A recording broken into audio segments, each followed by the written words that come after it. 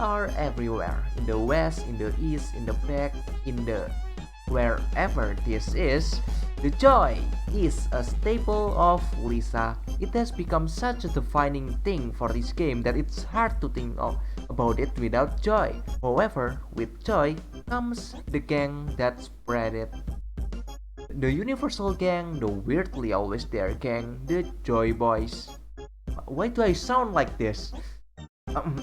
Anyway, I think people underestimate just how much potential this gang has, and looking at their popularity, it's obvious people don't think of them as much. Unlike Rando's army or even fan game gangs such as the Lovelies, which are kind of funny and sad. Imagine being beaten in popularity by a fan-made creation. Like Joy Boys, more like the depressed boys.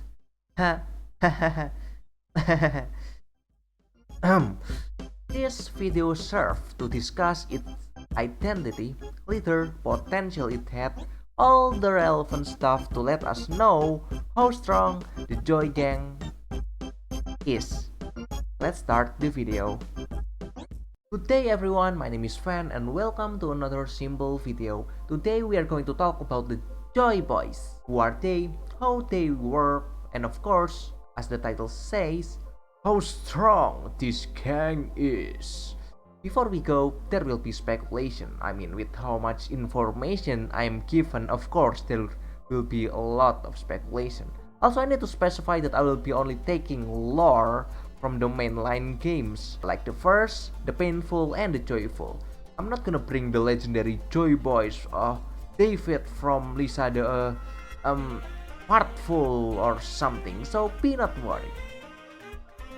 Also, before we start, it would be nice if you press the like and subscribe button to help this very small Lisa channel.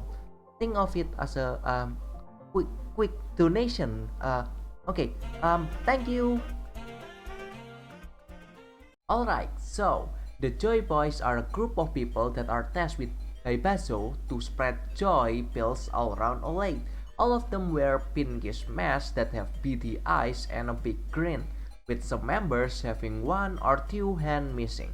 They are led by Basso and only Basso, since Yatud seems to never mention their existence.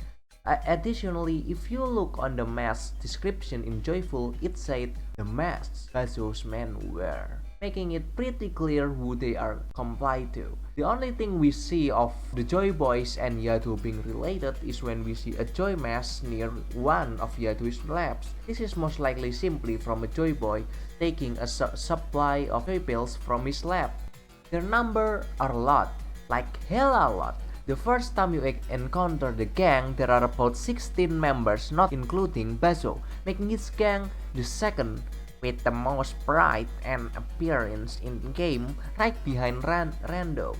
This doesn't speak on their actual number, of course, but based on their main motivation to spread joy everywhere in Olathe, it is safe to say that maybe the number we see in the game is just a fraction of what it actually is. Moreover, Yato and Basso are one of the people in the world who knew about the Flash before it happened and are able to prepare for it. We are given clues, well, not clues, just a straight up answer actually, that Basso is tasked with Yato to spread joy everywhere in Olathe. The time when this happened is unclear, but must be pretty early, which meant that the Joy Gang is probably one of the oldest running gangs that has ever existed ever since the Flash happened. I'm pretty sure I don't need to ask about their loyalty to Basso, since there are no dialogue or scenes that even points to them being disloyal. A proof of this would be them leaving the last girl in the world alone because their leader said so, knowing full well that they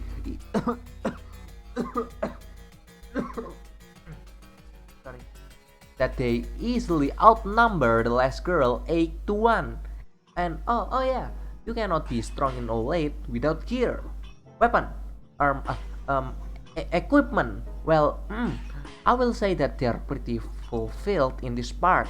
They can always sell joys to others when they require supply, However, it's pretty clear that most of the gang are barely wearing any armor and weapon. I believe this is just a personal choice and they can get seriously gear up anytime they want.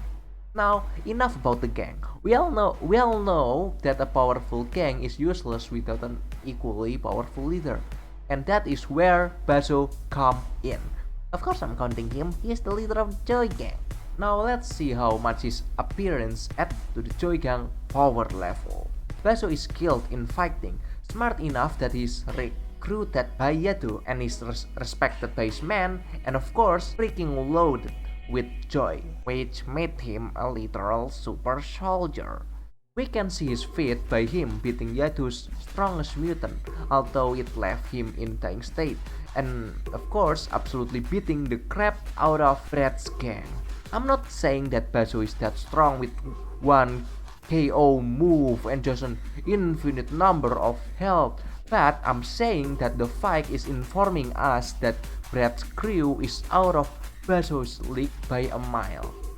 Bazo, being the leader of a gang that spread joypills, know very well the geography of Olathe. We can see this by Bazo knowing where to ambush Brad every single time, and this skill is mighty useful in not just ambushing poor overdose dead who just want his daughter back, but also well enemies in general. Now Bazo is not all perfect, of course. His biggest weakness is definitely his mental stability and his lust for revenge. But this is Lisa. Who the hell has mental stability? I'm surely not. Haha.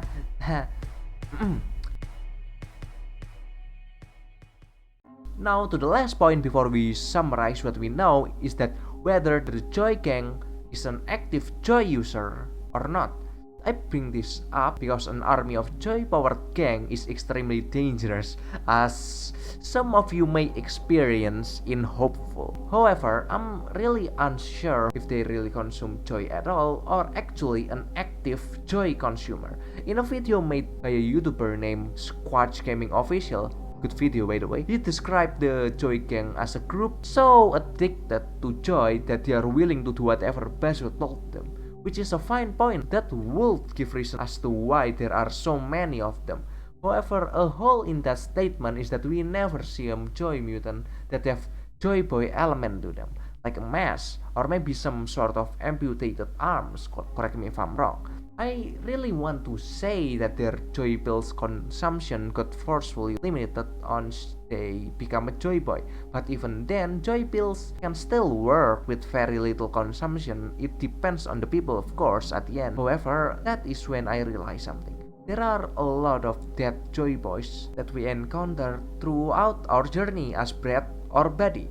This makes me realize that they probably don't have the super soldier buff from having eaten joy pills. They are equal to your average Rando soldier, at least from what I have seen. So from this conclusion, I will go with...